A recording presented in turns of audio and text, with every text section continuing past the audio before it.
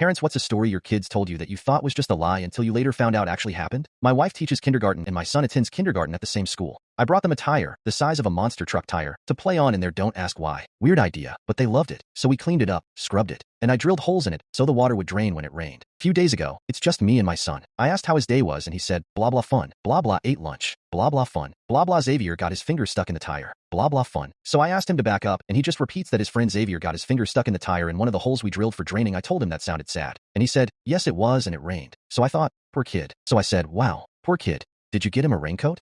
And he said, no daddy. We didn't want to get near him because he pooped himself. So I'm thinking, really poor kid. So I said, wow, really poor kid. Did the teachers help him? And he said something like, he was out there a long time. Then it devolved and I really couldn't get any more information out of him. So I felt guilty about this kid because I did drill the holes in the tire. But eventually it slips my mind. Wife gets home, we have dinner, etc. But I forgot about it till I'm talking to her away after the kids have gone to bed. Then suddenly it pops into my head, so I say to her, so our son told me one of the kids got his finger stuck in the tire Toda. And she just burst out laughing. I sat there dumbfounded. And she explained to me Xavier isn't one of the kids. He's a teaching assistant who was supposed to take care of the delayed kid in the class. Except his kid didn't show up, so he just played with the other students all day. Apparently, this 25-year-old guy was sitting on the tire and thought it was a smart idea to try to jam his finger into one of the holes, which makes it crazy.